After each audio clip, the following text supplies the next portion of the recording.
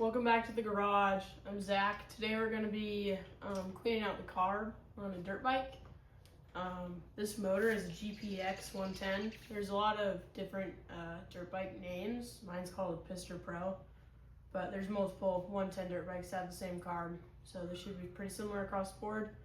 Without further ado, let's get straight into it. I'll do just a quick baseline for you. I bought this off Facebook for $500, and the guy said it runs but it doesn't idle, and it bogs down at lower RPMs. So it's a little warm, so it should start. You can hear it. It doesn't love to idle, and that was also with gas. Let's see if we can get it going.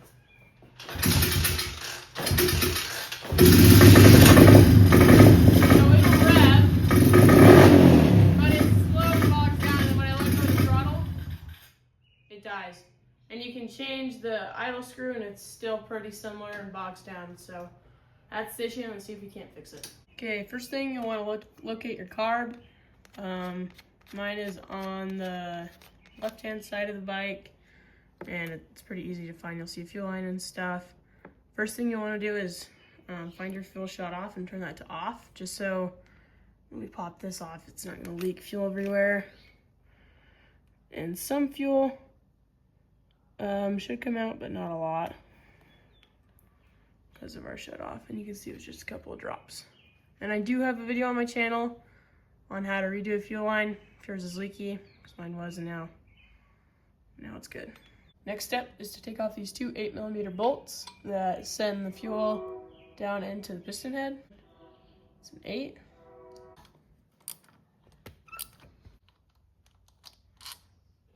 There's one. We'll save these two. There's two. And then your carb should just be floating in here.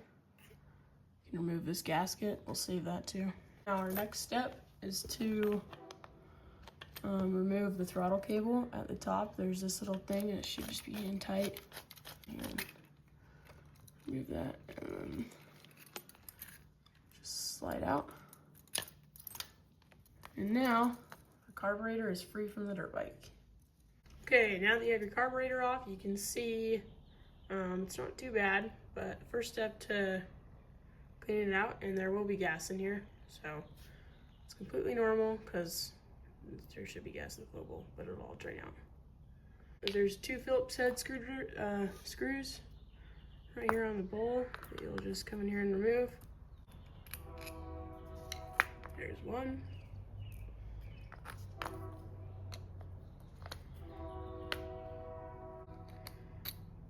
There's two. Just keep your screws organized and so you can remember where they go. And then your float bowl should come right out. You can see it's not too dirty in there, but there's a little bit of stuff. And it's very important that you either take a picture of how this looks right now, just so there's a train, just so when you take everything out, you know where it goes. So first thing is you'll remove the pin for the float. Save this. And then your float will come right out. There's also a little needle on there. We'll save.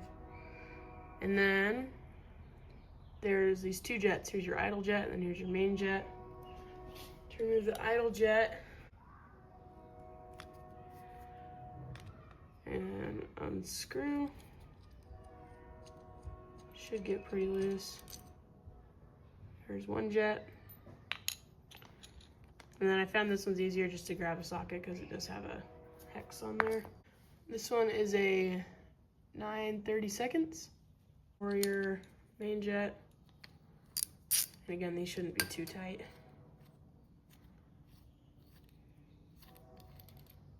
That'll come out, and there is another piece in there that'll pop out. Just make sure you'll remember that one goes in the big hole, and then there's different size flanges on there, but I'll show you how that goes back. So sweet, now we got our carburetor all disassembled, and it's time to start cleaning out the parts. I just put on some black gloves because I'm going to be using some carb cleaner, and this stuff will dry out your hands a lot, so it's just a good idea to throw on some gloves. There's a little bit, but we're not pointed all the way at the sun right now, so it's going to be a little hard. So I'm just going to take these, put this on the end here, spray it through. Get that nice and clean. There's that one. Don't know if you guys can tell, but there's, you can see a lot more light through there when you hold it up to the sun. Now, your main jet, do the same thing.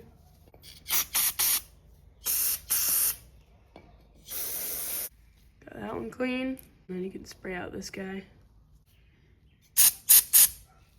All clean. And now you can basically spray wherever on your carb. Can't hurt it. Just anywhere that looks a little dirty, you can spray it off and make it look all nice.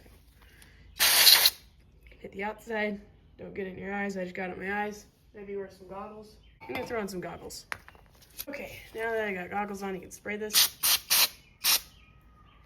Clean it off. Spray up in here. Down the jet holes. And we can also remove this air filter just with the Phillips head screwdriver.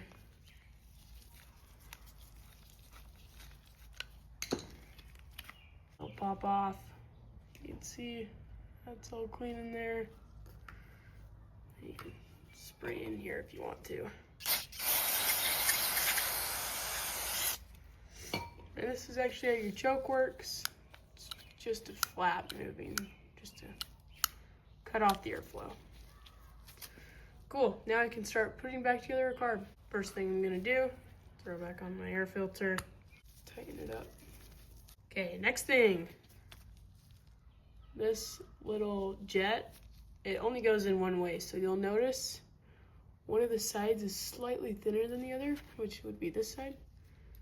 So that's gonna drop in, and you can even take your little screwdriver and finagle it in there, and then you'll see it pop out right there. And that's how you know you got it in right. Take your main jet, start threading that on. And then your pilot jet. Start threading that back on as well. Tighten both these guys up. You want it snug. You do not want to strip these threads, otherwise you have to buy a whole new carb. And then we'll grab our float. I guess you can also spray this off. It's dirty. Mine looks pretty clean. And then you'll see the float actually has, if you look at the bar, there's a little clip, like a little latch right here. And then this side has just a round. So this is the side that'll actually face up. And then your needle comes onto here. And then that'll just seed right into here. Like so. And then you'll grab your little metal dowel and thread that through. And then it should kind of spring up and down to let it fuel in and out. Give it a little clean. And this stuff, it dries really fast, so you don't have to worry about it staying in the carb. Oh, forgot to clean up the bottom of my bowl. I'm gonna do that too.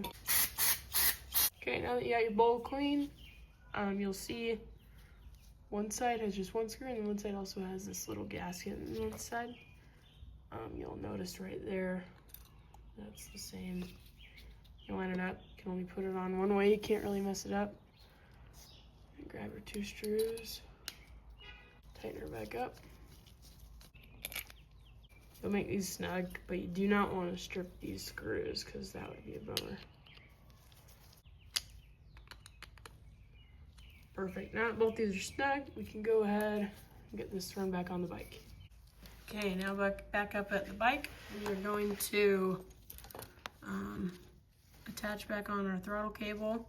These only go on one way, and if you look down into the carb, you'll see there's a little notch down in there.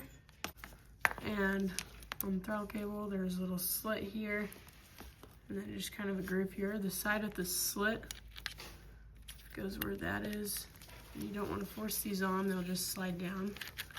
If you're forcing it, it's probably on the wrong way. Now you'll tighten up your throttle cable. And now we're about ready to attach it to the bike.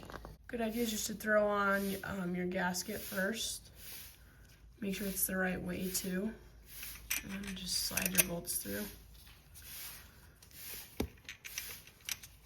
Just so you're not trying to line up 3 things at once.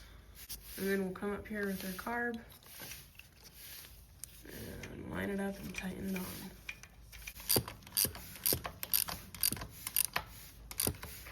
Make these snug.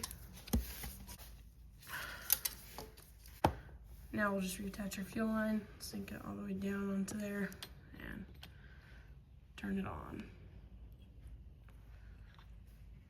And then we'll make sure fuel doesn't start coming out of here, because that would mean we installed our float wrong. But looks like we're good. Now we'll kick it and see if it fires up.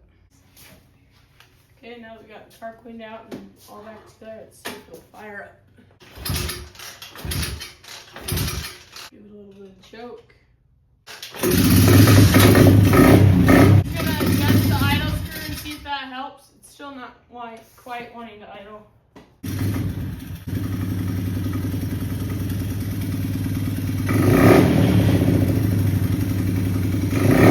That seems to be a pretty good idle. And it doesn't bog down when you go to throttle. Just go straight to the gas. You want it slow and idle so you can get without it bogging down.